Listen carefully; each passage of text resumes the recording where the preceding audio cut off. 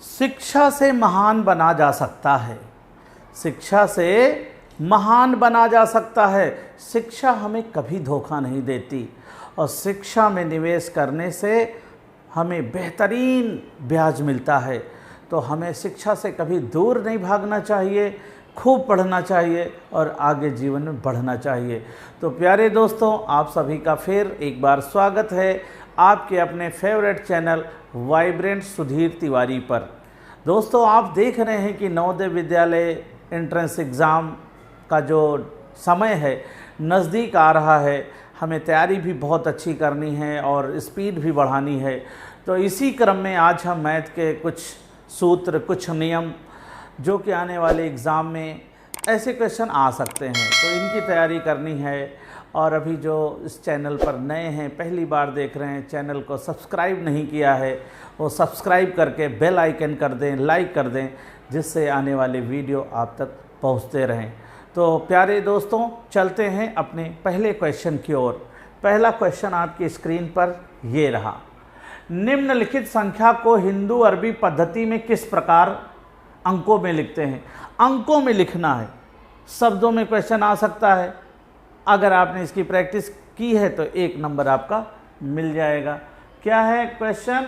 70,33,04,209।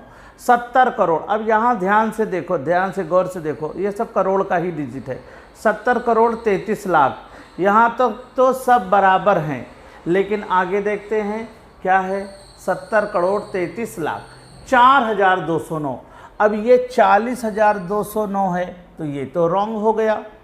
इसको देखते हैं, 4,219 है, ये भी गलत, क्योंकि यहाँ 209 दिया गया है। 40,219 है, ये भी रॉन्ग हो गया। 4,209 ये है। Option number D right option है। तो इस तरह के संख्या पद्धति के क्वेश्चन आ सकते हैं, जिससे आप इनकी प्रैक्टिस करके क्वेश्चन को सही कर सकते हैं। आगे का क्वेश्चन, निम्नलिखित को हिंदू अरबी पद्धति में किस प्रकार अंकों में लिखेंगे? अंकों में ये भी है, क्या है? 90,07,806। इंग्लिश मीडियम में जो बच्चे हैं वो ऐसे जो है देख सकते हैं, how can the following be represented in numbers in Hindu Arabic system. तो वो भी इसकी प्रैक्टिस कर लें। 90 करोड़।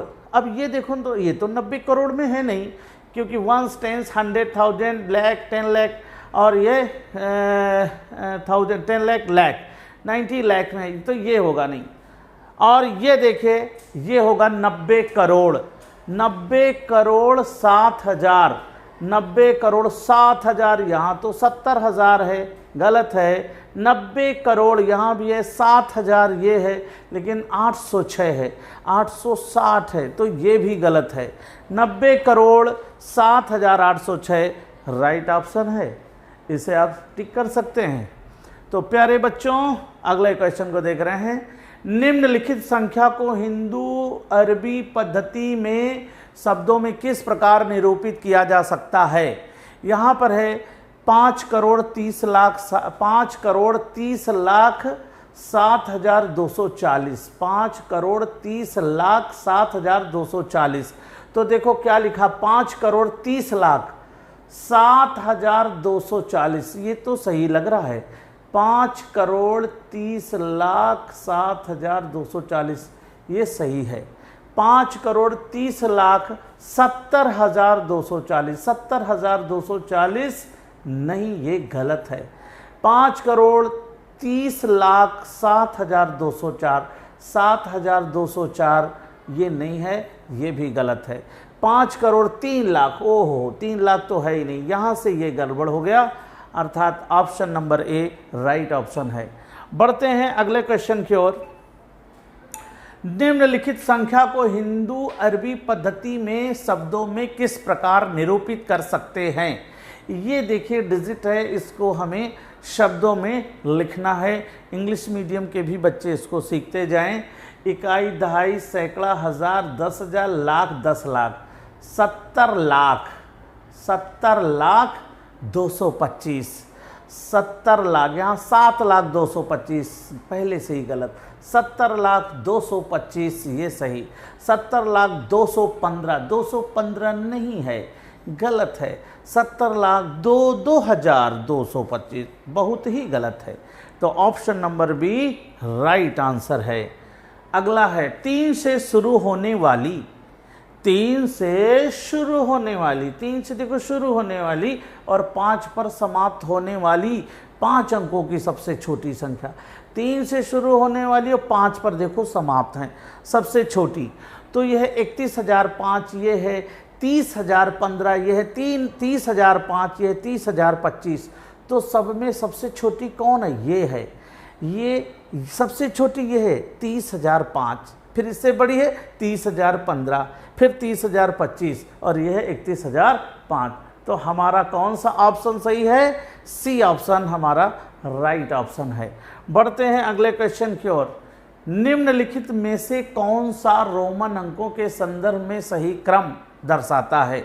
इसका सही क्रम कौन सा दर्शा रहा? ABCD, ABCD में जाएंगे तो इसका मतलब ये हुआ कि ये जो निशान दिए गए, साइन दिए गए, साइन का मतलब मैं बता रहा हूँ कि एक ये होता है जैसे ये निशान, जिधर ये मुंह खुला हुआ है, ये लाइन जुड़ी नहीं है, दूर है, उधर की संख्या क्या होती है? उधर की संख्या हमेशा बड़ी होती है, जैसे ये, और जिधर ये है वो छोटा होगा, जिधर ये लाइन जुड़ गई हैं उधर छोटा होगा। तो ध्यान से समझिएगा यहाँ पर। अब DC का मतलब 100, D का मतलब 500, L का मतलब 50, M का मतलब रोमन में 1000 है। तो देखते हैं C 100, D 500, इसी जगह देखो ये गलत है, जबकि इधर ये यहाँ पर ये जो जुड़ा हुआ है इधर होना चाहिए था C, जबकि यहाँ पर ये गलत दर्शा रहा। तो ऑप्शन नंबर A गलत है। M 1000 ठीक है, फिर उसके बाद छोटा कौन सा है? L के बाद फिर D आ गया, माने 1000, 50, 500, 100, ये भी क्रम गलत है।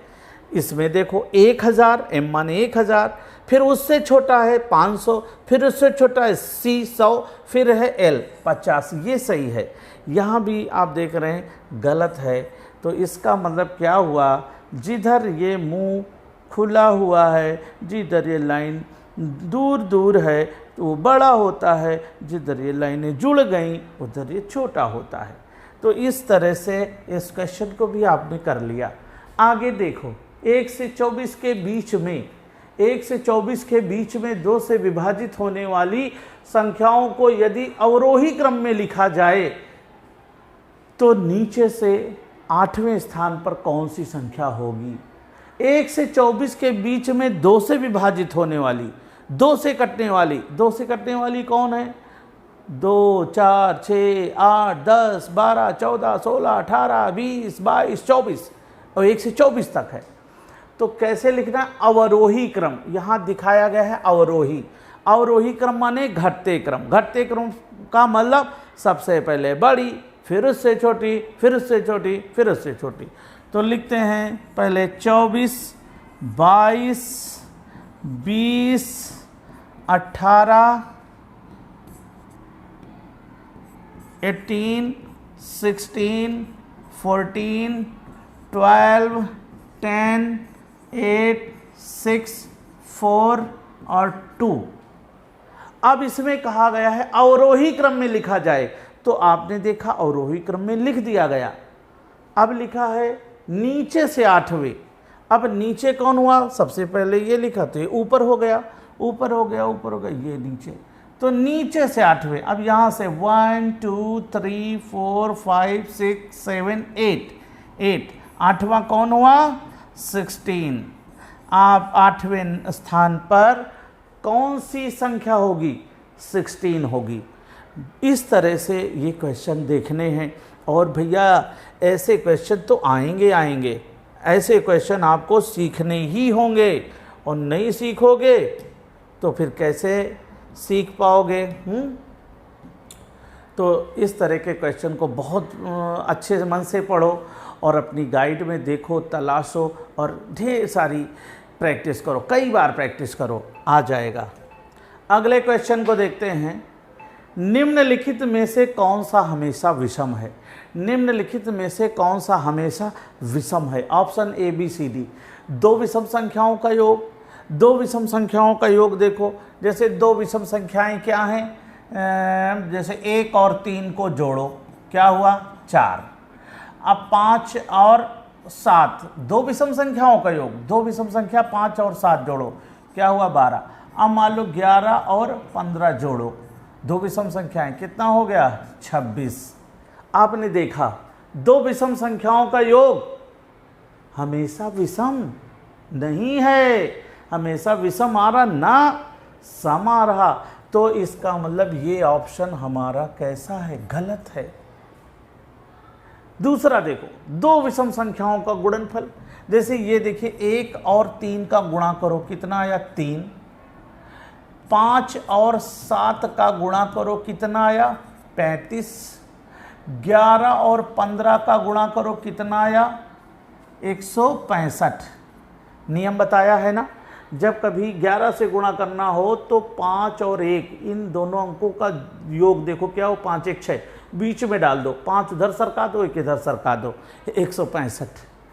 दो विषम संख्याओं का गुणनफल, दो विषम संख्याओं का गुणनफल हमेशा विषम, हमेशा विषम, हमेशा विषम। इसका मतलब क्या है, ऑप्शन नंबर बी में जो कथन कहा गया है, जो लिखा गया है, जो बोला गया है, वो सत्य है। हमेशा विषम कौन है, दो विषम संख्याओं का गुणनफल, दो विषम संख्याओं का अंतर, दो विषम संख्याओं का अंतर। अब देखो देखो 3 और 1 में माइनस करो, दो विषम संख्या, इनका अंतर देखो 2 आ रहा। 7 में 5 माइनस करो, कितना आ रहा 2 आ रहा। 15 में 11 माइनस करो, 4 आ रहा। दो विषम संख्याओं का अंतर सम आ रहा है, और यहां कह रहा हमेशा विषम, नो, ये भी रॉन्ग है, और ये इनमें से कोई नहीं, ये तो पहले से ही है। तो आपने देखा इस कथन का निम्नलिखित में से कौन सा हमेशा विषम है, दो विषम संख्याओं का गुणनफल हमेशा विषम होता है। चलिए आगे का क्वेश्चन देख रहे हैं। यदि p एक सम संख्या है तो निम्नलिखित में से कौन सा सत्य है? p एक सम संख्या है, इसका मतलब क्या हुआ, इसका मतलब ऐसे समझो, ऑप्शन नंबर ए में है 7p, 7p, 7। अब 7p के बीच में कोई निशान नहीं तो गुणित का लगा लिया। p एक सम संख्या है, कोई भी सम संख्या मान लो, 4 लिख लो, तो 7 चौको 28, 28 में क्या करना है +3 कर दो, क्योंकि दिया गया है +3। अब 7 चौको 28, 28 में 3 जोड़ो, कितना हुआ 31। और यहाँ क्या लिखा है, यहाँ क्या लिखा, सम संख्या है, नो, विषम संख्या है, रॉन्ग। 5p + 3 सम संख्या, 5p, 5 लिख दिया, और p का मतलब कोई भी सम संख्या, p एक सम संख्या, 5p, p का मतलब हमने यहां सम संख्या 6 ले लिया, और +3, तो 5 छक्का 30, 3 33, क्या सम आ रहा, नहीं, रॉन्ग है। 4p, 4 4 4, ये देखो 4 लिखा, और यहां कोई ले लो, 8 ले लो, कोई भी सम संख्या ले लो, 8 ले लो, और प्लस क्या है 2, +2, तो 8 चौको 32, 32 2 34, ये सम आ गया, ये है सम। कौन सा कथन सत्य है, 4p + 2 सम संख्या होती है, माने ऑप्शन नंबर सी सही है।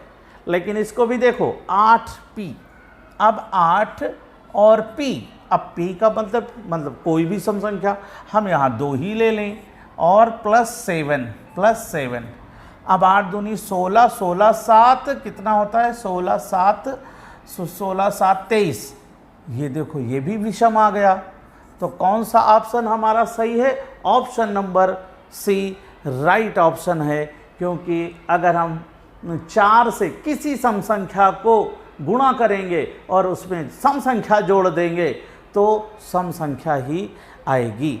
अर्थात इस तरह से हम समझते हैं ऐसे प्रश्नों की प्रैक्टिस करनी पड़ेगी। जब ऐसे प्रश्नों की प्रैक्टिस करोगे तो ज़्यादा से ज़्यादा नंबर आएंगे और ज़्यादा से ज़्यादा आपके सफल होने की संभावना बढ़ जाएगी। बढ़ते हैं अगले क्वेश्चन की ओर। प्रथम 4 अभाज्य संख्याओं का योग। 4 अभाज्य संख्याएं कौन सी होती हैं? 2, 3, 5 और 7। प्लस करो 7, 5, 12, 12, 12, 3, 15, 2, 17। आंसर बराबर 17। इस तरह से आपने देखा आज के क्वेश्चन और इनको ज़्यादा से ज़्यादा प्रैक्टिस करो। जैसे एक क्वेश्चन दे दिया गया, अब ऐसे अपनी गाइड्स में देखो और कितने क्वेश्चन हैं, इनकी प्रैक्टिस करो, इसकी हेल्प ले लो, इस तरीके के को समझो और ज़्यादा से ज़्यादा प्रैक्टिस करो। आप देखोगे आप सफल हो रहे हो, आप जीत की ओर बढ़ रहे हो। तो प्यारे दोस्तों, ऐसे ही देखते रहें, सीखते रहें, चैनल को सब्सक्राइब करें और बेल आइकन प्रेस करके, जिससे वीडियो आप तक पहुंचते रहें। मिलते हैं अगले वीडियो में, तब तक आप स्वस्थ रहें, मस्त रहें और मुस्कुराते रहें।